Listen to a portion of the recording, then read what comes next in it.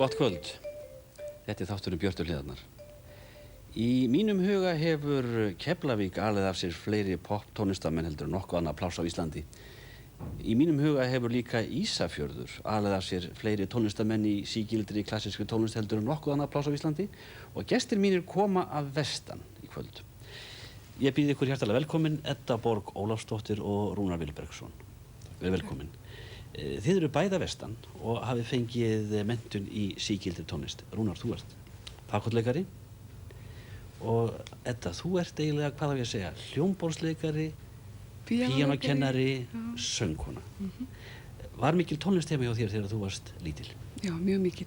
Pabbi minn er píanóleikari og er búinn að starfaði við tónlistarskólann sem skólastjóri alveg frá byrjun. Er hann einn af stofnendur tónlistarskólans? Já. Óli pabbi er nú frægur undir nafninu hvað? Óli Kitt kallaður? Á Ísafirði, já. En í Bolungarvíkurinni þá þekkja hann allir undir nafninu Óli Málari því hann er menntaður sem málari. Húsamálari? Já. En hann var líka skólastjóri í tónlistarskólans? Já, og er hættur því núna en hann er bæjarstjóri á Bolungarvík núna. Já. Bæjarstjóri, málari, píanóleikari, hann líka mikill jazzleikari? Mikil. Þegar þú varst lítil, þetta var alltaf verið að spila á píanóið? Já, mjög mikið, já. Já, þú vaknar við píanóleik á morgnana og sofnar frá því á kvöldin? Já, líka kannski vegna þess að tónlistarskólinn var heima hjá okkur á neðri hæðinni í fleiri ár, sko. Og þannig að ég vaknaði iðulega við píanóleik, sko. Var það mikil krafa að þú færir í tónlistarnám? Fannst þér það svona að vera ósk pappa eins og mömmu að þú? Nei, þetta bara var eðlilegur hlutur, sko. Já. Og ég vildi sjálf fara að læra á píanó og þetta lág náttúrulega beinast við að fara að læra á píanó. Hvað varstu gömul? Ég byrjaði 6 ára að læra hjá Ragnari heitnum á Ísafirði. Nú, þannig að pabbinn er ekki kenndir? Nei, hann vildi það ekki. Af hverju ekki? Á þeim tíma sem ég byrjaði að læra þá var hann farin svolítið mikið út í pólitík og önnur félagsstörf. Já. Og honum fannst einhvern veginn hann ekki hafa nógu mikinn tíma fyrir mig. Til að sinna þér? Þannig að hann vildi senda mig til Ragnars. 6 ára barn sem fyrir að læra píanó, þá er ekki haft mikinn tíma til að vera í Barbie eða fara að leika með stelpunum? Nei, ekki mikinn tíma, sko, en samt ég gerði það náttúrulega. Fannst þér að tapað eitthvað að barnæskunni? Nei. Þetta gaf mér mikið meira í staðinn í rauninni og allt annað, sko. Hvað æfðirðu þið þá oft á dag til dæmis? Ég æfði mig svona 1 sinni 2 á dag. Já. Klukkutími senn kannski? Nei, það byrjaði náttúrulega þegar ég var 6 ára, bara svona 10 mínútur, korter. Og svo fór það alltaf að aukast eftir því sem ég lærði lengur, sko. Rúnar, hvað varst þú gamall þegar þú fórst að læra á hljóðfæri? Já, ég byrjaði að leika með við trommur svona fermingu. Já, það er nú ekki klassískt hljóðfæri það? Klassískt, jú, líklegast. Já, kannski ekki trommusett. Nei, en þá hefur þú verið að spila poptónlist eða bítlatónlist? Já, svona, það var Shadows-lög og bítlalög og svona, sko. En pabbi þinn, Villi Valli Rakari á Ísafirði, hann er píanóleikari? Já, hann spilar á píanó. Þú er ekkert smitast af honum eða hvað? Jú, líklegast hef hann gert það, en ég fór ekkert út í að spila á píanó og hann var í þessum bransa. Hann spilaði mikið á böllum og svona. Píanó heima hjá þér auðvitað? Já. Hann spilaði mikið þar og spilaði dinnirmúsík líka og spilaði á harmonikk og reyndar á saxofón og fleira svona. Býtu nú við, Rúnar, þetta er náttúrulega á þeim tíma sem að bítlið er að berast til landsins og þú náttúrulega frekar viljað að fara að spila einhver Shadows-lög heldur en Schumann eða Mozart eða... Já, þá var það langt fyrir utan minn sjóndeildarinn, sko. Það var einhver allt annað deild. Rúnar, varstu þá í bítlahljómsveit í Gagnfræðaskólanum á Ísafirði? Já. Hlykkir. Hlykkir? Já. Það var nú aldrei á hreinu hvort það hét hlykkir eða hlekkir. Nei. Svona, já. En kannski, þú vannst eitthvað upp eða ekki í þessari músík? Já, ég hélt áfram að spila og var í ýmsum hljómsveitum þarna. Það voru svona ýmsum nöfnum. Einhverja frægar? Það var, frægar. Ein hét nú Öx og ein hét Sexmenn og Jana og... En ykkar frægasta hljómsveit B.G. Ingibjörg, náður þið að komast í hana? Já, ég endaði með því. En spilar þú inn á eitthvað af þessum hljómplötum? Já, svona smá. Það var nú þarna til dæmis Góða nótt og Góða ferð. Þetta er nú sem sé ljúfu, rólegu lög sem að kannast við af plötunum. Spilar þú eitthvað af því? Góða ferð, til dæmis. Var BG og Ingibjörg Bítlahljómsveit eða? Já, svona allt múlíkt, eða hún spilaði allt mögulegt. Hún spilaði, svona þetta nýjasta sem var vinsælt og það var verið að spila fyrir fólk á öllum aldri, sko. Þið höfðu nú svolítið sérstakar stíl, þið voru svolítið í suður-amerískri músík, var það ekki? Já, og ítalskri. Alltaf heilmikið með, það var mikið suðrænt þarna í músíkinu og hlusta mikið á Luxemburg og þessar útastöðar þá til að ná í lög, sko. Já. En þá hefur þú náttúrulega fyrst að hugsa bara danstónlistina þegar þú varst að spila með þeim. Já. Já. Varstu með bílahár? Já. Já. Og skegg? Já. En Edda, náður þú einhvern tímann að sjá Rúnar spila með BG? Ég var náttúrulega ekki orðin það gömul að komast á böll með BG, en ég kannski farið á eitthvað jólaböll þegar ég var lítið stelpa með, en dreymdi kannski að fá að syngja með þeim. Segir þú það? Ég verð nú að viðurkenna það. Hvað vildur þú fá að syngja með BG? Bara eitthvað svona pop, disco eða eitthvað. Donna Summer-lögin? Þess vegna. Já. En hvað tekur við hjá þér, Edda? Þú lærir á píanó á Ísafirði. Hvað varstu lengi þar? Ég var í 10 ára á Ísafirði, sko, hjá Ragnari. 15-16 ára gömul þú ferð til Reykjavíkur eða hvað? Já, 15 ára. Það var skrítið, ég man eftir þér hérna upp á sviðinu í Broadway, þá varst að spila með Gunnari Þórðarsyni. Já, ég spilaði með honum í Broadway í rúmt ár. Já. Byrjaði þar. 16 ára gömul. Já. Kunnur eitthvað fyrir þér í að spila danstónlist? Nei. Hvað kom til að Gunnar var svona skotin í þér, hann tók þér í hljómsveitina? Nú, ég hafði nú fikkt að við þetta heima og var í unglingahljómsveitum heim í Bolungarvík. Og fór svo í danshljómsveit þegar ég kom hingað suður. Já, vissi Ragnar Háð varst að spila danstónlist og varst að læra á píanóið hjá honum? Nei, það var náttúrulega miklu seinna sem ég fór að spila danstónlist. Hann frétti af mér þegar ég var hætt hjá honum og komin hingað suður. Og honum leist nú ekki mikið á það. Hann sagði alltaf að ég ætti að vera píanisti. Píanisti, já. En þegar þú kemur til Reykjavíkur, sveitastúlka frá Ísafjörð og fer að spila með Gunnar Þórðar og Pálma Gunnarsyni, hvernig blasti nú við þér eiginlega skemmtanalífið eða sollurinn í Reykjavík þarna ofan á sviðinu í Broadway? Ég tók ekkert þátt í skemmtanalífinu sjálfu. Þetta var mín vinna. Ég mætti þarna í Broadway og spilaði sjó á undan balli og svo þegar það var búið þá fór ég bara heim. Já. Þannig ég tók ekkert þátt í skemmtuninni sjálfri, ég meina eins og fólk gerir sem kemur á staðinu. En það ekkert hættulegt fyrir píanista að vera allt í einu komið með skemmtara eða einhvers konar tölvuhljómborð? Nei, það er náttúrulega, ég var það ung á þessum tíma og hafði það mikinn áhuga á þessari tónlista og lít á það enn þann dag í dag að ég ætla að vera í þessari léttu tónlist meðan ég get. Já. Og klassíska tónlistin fer ekkert. Nei. Fékkst að syngja svolítið? Ég náttúrulega var ráðin þarna sem hljómborðsleikari en fór smátt og smátt að syngja bakrættir. Og fram á daginn í dag þá hef ég svona smám saman verið að fara út. Er það rödd í fjarska? Já, bakrættir, semst bakvið. Og hef verið síðan þá smá saman að fikra mig áfram og vera sólósöngvari. Já, meira því síðar. En Rúnar, þú hleypir heimdraganum og yfirgefur Ísafjörð og fer til Reykjavíkur, 18-19 ára gamall? Já, svona 19. Já. Hver var nú meiningi með því ferðalagi? Já, sjá þennan stóra heim. Já. Vika sjóndelarhringinn, kannski. Þú ætlaðir að fór framast í Reykjavík eitthvað? Já, bara svona skoðum held ég. Að þreifa fyrir mér og svona. Já. Varstu með eitthvað nám í huga? Læra að vera tannsmiður eða rafvirki? Ég var svona að hugsa að fara í myndlistaskólan og ég hafði nú áhuga á músík líka og hafði haft áhuga fyrir að þreifa fyrir mér með eitthvað laglínu hljóðfæri eitthvað svoleiðis sem að vera kannski öðruvísi en trommunar. Slum aðeins skjóta því inn, býtu, pabbiðinn, hann Vilja, hann er listmálari? Hann málar, já. Og systurðina tvær eru í myndlist? Já, mamma reynda líka. Mamma er líka, já. Já, það er allt málandi. Mikið listafólk. Það er mikið listafólk, já. Þú ert að velta þessu fyrir þér. Á ég að fara að læra að vera listmálari eða hvað á ég að gera? Pabbi málaði reynda lítið þá og mamma reynda líka þegar við gert það svona seinni. Áður en þau haft tíma fyrir sjálfsög og svona. Já, og ég var að hugsa ég fór í námskeið í myndlistaskólanum og svona og svo ég var að vinna í trésmíða á eiginlega innréttingarverksmiðju í verksmiðju hjá JP innréttingum. Já, hvað gerði þar? Ég lakkaði allt sem lakka átti? Allt sem lakka. Og hvað kemur það síðan þessu máli við að þú ferð út í tónlist? Það var svolítið einkennileg tilviljun. Það var Tékki sem kom til Íslands. Já. hann var nú flautuleikari reyndar en kom hingað sem víóluleikari vegna þess að vantaði engan flautuleikara. Hann hefði einhvern tímann lært pínulítið á víólu. Já, og var hann að spila hér? Já, hérna spilaði hann í Sinfóníuhljómsveitinni og var fjárþurfi og kom svo þegar hann var búinn á æfingum upp í JP og fór þar að pússa og spasla. Þú segir ekki. Já, og var þar kannski til 6-7 á kvöldin, sko. Já. Og þið kynnist þarna? Já, hann svona heyrir í mér eitthvað söngla hérna í lakklefanum og flauta og eitthvað svona og hann segir við mig, sko, þú ert endilega að læra músík. Já. Og ég skal kenna þér, sagði hann, bara frítt.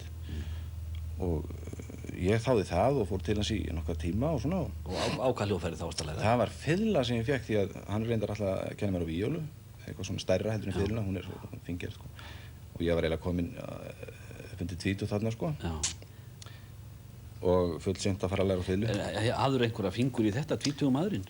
Já, ekki fyrir fiðlu kannski, ekki, fingur kannski, en ekki, þetta er svo mikið mál að spila á fiðlu að fólk þarf að byrja helst bara mjög ungt. Já, var það ekki 6-7 ára bara? Eitthvað svoleiðis helst. En fór þetta nám það langt að þú reyndir að komast í tónlistarskólann? Já, það endaði með því að ég reyndar þá hvarf hann þarna skyndilega um vorið, Gufaði upp? Hann gufaði eiginlega upp, já, ég held hann hafi nú bara stungið af, hann var að komast frá Tékkóslóvakíu og var að safna sér pening hérna, sjónlega, og fór svo og ég fór svo heim til Ísafjarðar og fór að vinna þar sumarið og æfði nokkuð lög svona og sótti svo í tónlistarskólanum haustið. Er það ekki inntökupróf þar? Inntökupróf, já. Hver hlustaði á þig? Já, það var þannig að ég var viðurteftur í viku held ég, og öll próf voru búin. Og ég hringi í Jón Árdal og hann skólastjóra, hann biður mig að koma niður til og þar var Sveinn Ólafsson fiðluleikari hlustaði á mig. Björn Ólafsson? Björn Ólafsson, fyrirgefðu, Björn Ólafsson. Já. Og ég spila fyrir hann þessi 3-4 lög sem ég kann. Hvaða lög voru það eiginlega? Ég bara man það ekki, þetta var nú einhverju bók sem ég fékk hjá Tékkanum, sko. Hún var blá og hvít, það var það einu að segja. Og hvernig líkaði honum leikurinn? Honum, já, allavega hann sagði hann við Jón að þetta er allt í lagi og hérna, en hann er náttúrulega alltaf gamall til að læra á fiðlu, segir hann. Já, hvað ég var að gera við strákinn, segir Jón og hérna, hugsi og svo segir hann við Björn, sko, hérna, vantar ekki alltaf fagott í skólahljómsveitina? Jú, segir Björn. Og þá snýr Jón sér að mér, sko, hefði talað eins og ég væri ekki þarna. Já, hvernig finnst þér alveg að fagott það? Og ég sagði, jú, allt í lagi að pröfa. Og vissir þú hvernig það leit út bara? Já, jú. Varla mikið meira. Já. Svo fór ég að læra á fagott hjá Sigurði Markúsinni. Og já. Og nú ertu atvinnuhljóðfæraleikari, þú spilar á fagott í Sinfóníunni. Já. Já. En Edda Borg, þegar þú ert að velja hljóðfæri þá kemur ekkert annað til greina en píanó? Nei. Nei. Ég þekkti ekkert annað, sko. Nei. Viktor Borge sagði þegar hann kom til Íslands að hann byrjaði að læra á fiðlu en hann komst að því fljótlega að það er ekki hægt að láta ölglas standa á fiðlunni svo hann fór að spila á píanó. Já. Já, ég fekk nú það skemmtilega verkefni að hann kom hérna til landsins, hann Viktor Borge, og hann var fengið til að vígja Stanley hljóðfæri sem að Hótel Ísland keypti. Og mitt verkefni var það að spila þetta hljóðfæri til í heila viku áður en það yrði vígt. Og þetta var meðan ég var í tónlistarkennaradeildinni og þurfti að æfa mig á hverjum degi. Og ég sem sagt fór niður á Hótel Ísland og spilaði þar í heila viku 1-2 klukkutíma. Áður en að Viktor Borge... Þú hefur þá vígt flíilinn, raun og veru? Já, svona, það er bara ekki búið að segja henni frá því, sko. Nei. Það er leiði beint við Edda Borg, sko. Já, svo Viktor Borge, já. Skemmtilegt, já. En Edda, þú ert nú að snúast í ansi mörgu. Ég sé í símaskólinni að þú rekur tónlistarskóla. Já. Hvar ertu með þinn tónlistarskóla? Hann er upp í Seljakverfi. Ég er með tónskóla Edda Borg þar. Og ertu með marga kennara, marga nemendur? Já, við erum 7 sem kennum við þennan skóla. Og ég held að það sé alveg örugglega, það eru milli 70-80 nemendur í skólanum. Það er engin annar tónlistarskóli í Breiðholtinu eða hvað? Jú, reyndar, en ekki í þessu hverfi. Nei. Og það var mikil þörf á þessum skóla þegar ég byrjaði með það. Þannig að þú hefur þá komið til Reykjavík og þú ert þá lærður tónmennta kennari eða hvað? Já, sko, þegar ég byrjaði þarna í Broadway með Gunnar Þórðar, þá fór ég í tónlistarskólan og hélt áfram. Lærði þar hjá Halldóri Haraldsinni á píanó og fer síðan í tónlistarkennaradeildina, en í millitíðinni bý ég í Bandaríkjunum í 1 ár. og meðan ég var í námi í tónmenntakennaradeildinni þá fór ég að hugsa hvað ég geti gert eftir nám og þá sem sagt ég hafði kennt við Seljaskóla sem grunnskóli þarna í hverfinu og fann að það var mikil þörfin á tónlistarskóla þannig að ég bara dreif í þessu að fá tilskilin leyfi og annað húsnæði og annað til að koma upp þessum tónlistarskóla. Og svo ertu líka með hljómsveit Eddu Borg. Jú, það jazzhljómsveit. Ég að fikta við að syngja jazz þessa dagana. Þú ert mjög úrvals hljóðfæraleikara með þér? Bestu gæinn í bænum, sko. Hvernig nú að hringja til dæmis í Þóri Baldursson og segja þetta Edda Borg, viltu koma og spila í hljómsveit með mér? Maður sem, ég segi ekki helmikið eldri en þú næstum því. Hann tók þig mjög vel. Já. Þú ert hljómsveitarstjórinn, það þú sem að segir þessi lög spilum við ætlum að spila þarna í kvöld og... Já, það eins og, við erum að undirbúa konsert núna sem við ætlum að halda á Hótel Borg núna 14. febrúar. Já. Og fyrir þennan konsert þá tók ég bara upp á kassetu lög sem að ég vildi syngja. Reyndar notum við... Þar spilar ekki, þar syngur þú? Þar syngi ég bara, sko. Og reyndar tökum við náttúrulega lög af prógraminu sem við höfum haft hingað til. Já. En þetta hellingur af nýjum lögum og þá hringdi ég bara í viðkomandi tónlistamenn og bar þetta undir það hvort þeir vildu taka þátt í þessu og það voru allir til í þetta og nú erum við að æfa fyrir þennan konsert. Þetta er jazz samt að spila? Þetta er jazz, já. Sem syngur núna? Sem ég syng. Já. En Rúnar, þú fórst nefnilega aðeins líka smá hliðarspor í þínu tónlistarnámi. Þú spilaðir með Þurssonum á fagotið. Já. Hvar kynnist þú Þurssonum? Já, ég kynntist þeim nú eiginlega bara í Þursaflokknum, sko. Já. Leið að hann var til. Já. Nú fagotið ekki svona, það er hljóðfæri. Ég sé mig til dæmis alls ekki, ég get ekki séð þig fyrir mér með fagotið svona sveiflaði fram og tilbaka á sviðinu. Var það ekki erfitt eða eitthvað? Nei, það var nú ekki mikið sving á mér, sko. Svoleiðis með fagotið kannski, en... Nei, það passaði ágætlega inn í þetta. Já. Og var það, þér eru fallið það vel að fara úr þínu tónlistarnámi og spila útsetningar Egils og Kalla og... Já. Þetta alltaf... Þetta var svolítið skrítið hljómsveit, ég mynd með þetta fagot hana. Já. En það var engin beðið í dag að koma í svona dægulega hljómsveit með fagotið? Nei.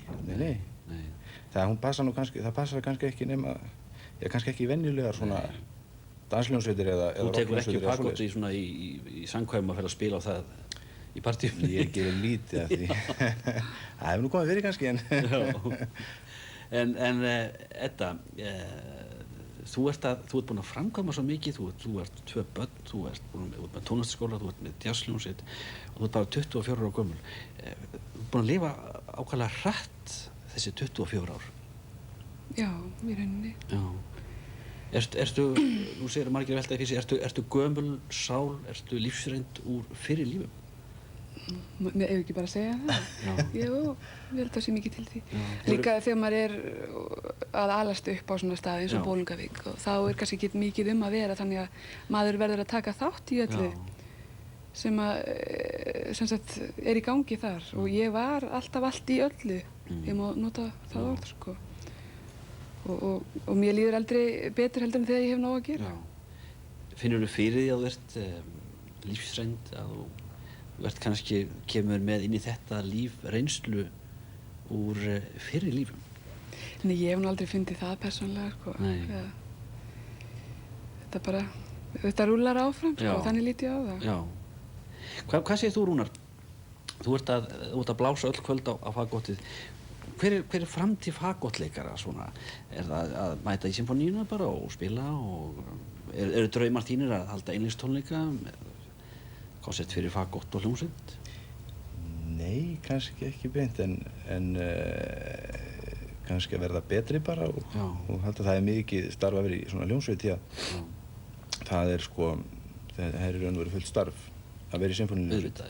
Það æfð í hverju viku æft upp nýtt prógram sem spila kannski annað tekið upp eða spila á tónleikum og þannig að menn hafa alveg nóg að gera í raun og veru við það. Ertu að æfa þig á fagotið heima? Já, ég gerir það nú alltaf. Það verður að gera það, já, þannig að þýðir ekki sko. Tónlistarnámi er náttúrulega eintóm æfing. Það þýðir ekkert að taka sér frí í einn dag eða 2. Hvað sé nágrannind? Alltaf að blása í fagott? Það er misjafnt sko. Jú, þetta er svona truflar. Maður passa sig að vera kannski ekki allt of lengi nema maður nauðsynlega þurfi. Og kvöldin til dæmis sem maður hefur ekki annað en kvöldin til að æfa sig. Já. Má ég biðja að taka upp fagottið eins? Lóð mér að sjá það. Já. Ég nefnilega held að margir séu ekki alveg með það á hreinu hvernig fagott líti út. Úr hverju er fagottið? Þetta er úr tré. Valinn viður. Valinn viður. Þetta er yfirleitt viður sem er búið að geyma í 15 ára áður en það er smíðað úr honum því að það má ekkert breytast sko eftir að búið að smíða þá fer náttúrulega allt úr böndunum og það er mjög mikill vandi að smíða svona hljóðfæri vel. Ert þú með dýrt hljóðfæri í höndunum núna? Þetta svona nýtt hljóðfæri kostar sennilega 1,5 milljón. Ert að segja það? Já. Þetta er dýrt hljóðfæri hérna? Þetta er dýrt hljóðfæri, já. Ég keypti þetta nú reyndar notað. Er fagottið, er það betra eftir síðan eldra? Nei, ekki endilega. Þau eru mjög mismunandi sko frá einu hljóðfæri til annars. Já. Og menn telja sér nú finna mun á árgöngum og svona en það er nú mjög misjafnt og sumir segja eldri hljóðfærin séu betri og allt þetta en það eru eins margar skoðanir. Getur það 1962 verið gott fagott-ár? Til dæmis, eftir í hvernig viðurinn sem var tekinn þá var. Það árið, já. Sumir telja upp á að viðurinn hafi verið mikið betri í gamla dag, hafi sprottið hægar kannski eða eitthvað svoleiðis. Svo eru aðrir sem segja að það eigi ekki verið að styðjast og svona. Flautuleikarar eru mjög sérviti, þeir eru alltaf að velta fyrir sér munnstykkinu. Fá silfurflautu og fá gullflautu. Er fagottleikarinn líka svona sérvitur? Ég þarf að fá nýtt munnstykki svo ég spili betur, fá betur tón út úr hljóðfærinu? Maður þarf sko að eiginlega maður er alltaf að skipta um blöð sko sem að kemur í staðan fyrir munnstykki eða munnstykki. Er þetta stór hluti af hljóðfærinu? Það er þetta blað sem út með? Já, þetta er tóngjafinn sko. Það er þetta sem að gefur tónin og í raun og veru er þetta eins og að skipta um raddbönd í söngvara sko þegar maður skiptir um blaðið. Er það satt, já. Þannig að ef þú allt í einu ert í miðjum konsert og rekur því í blaðið og brýtur það þá er allt ónýtt. Það sjálfstopp bara. Er það satt, já. Það verður maður að hafa annað sko. Þetta kemur fyrir. Hvað er fagottið? Aðeins að fagottunum meira.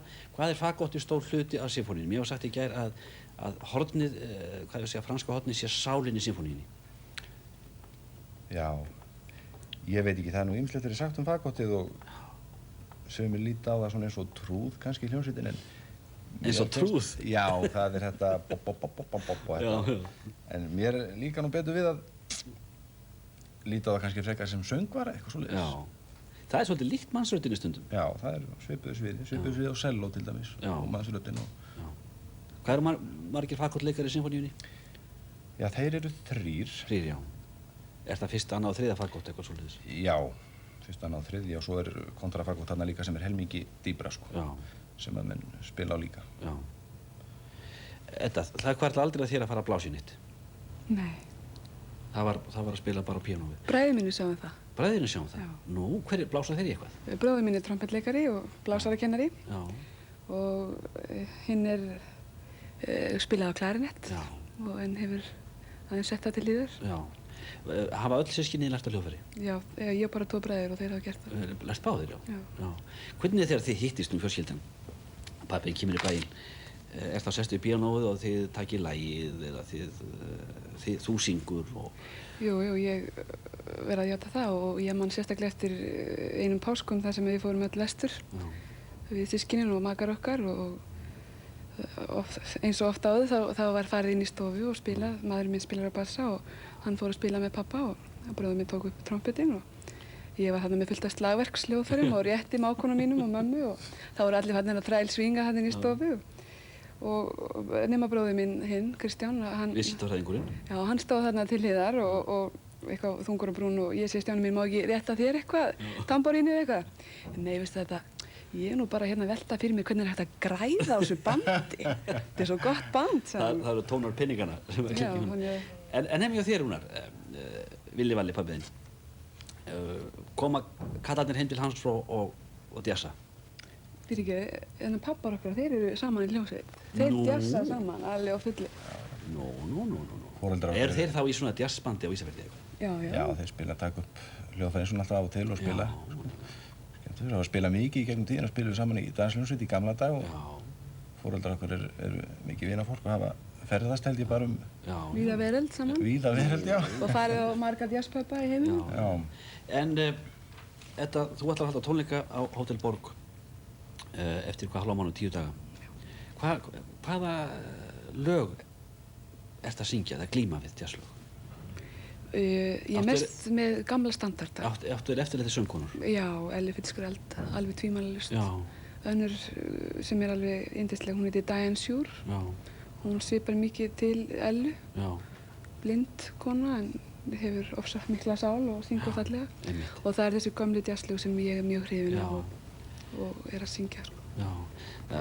Að syngja jazz, þá þarftu að, hvað ef að segja, fara út fyrir þínar klassísku menntun þar sem að þú spilar bara eftir nótunum. Já, þarna fær maður að njóta sín og láta sköpunargleðina ráða, sko. Og lifa þín í þetta. Og lifa sig inn í þetta. Og hérna, þetta veitir tækifæri til að túlka svolítið. Já, Já. gefa mann tækifæri til þess. Já. Rúnar, spilar þú nokkuð tíðan jazz? Lítinn jazz, held ég. Það er einhvern veginn, hann hefur orðið svolítið út undan hjá mér, sko. En þegar þú ert heima, á hvað ertu að hlusta þá? Setur þú plötu á fóninn? Já, allt mögulegt eiginlega. Jazz líka og ég hlusta á hann, sko. Já. En, já, ég... Eða viltu bara hafa þögn til út komin hérna? Bara... Já, það er nú gjarna, sko. Já. Ef maður er mikið búinn að spila, þá vil maður kannski hafa þögnin. Já. En já, ég veit ekki, ég hef mjög gaman að Verdi til dæmis og Vivaldi og hérna Louis Armstrong til dæmis. Mér finnst það nú einn af þeim svona betri músíköndur sem ég hlustar á. Heyri í, já. Já, aðeins, Edda, við erum ekkert minnst á manniðinn, hann Bjarnar Sveinbjörnsson sem er bassaleikari. Þegar þið komið heim hjónin, eru þið að hlusta á plötur eða eru þið að tala um tónlist? Hann er með í hljómsveitinni. Hann spilaði jazzhljómsveitin sem er, já. En hann er náttúrulega í annari jazzhljómsveit sem eru gammalnir.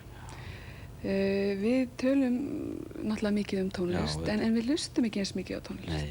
Við erum sko ekki alveg inn á sömu línunni með það. Nei, það er nefnilega það. Rúnar Vilbergsson, fagotleikari og Edda Borg Ólafsdóttir, þakka ykkur kærlega fyrir komuna. Til að minna ykkur á þátturinn er næsta á dagskrá eftir hálfa mánuð.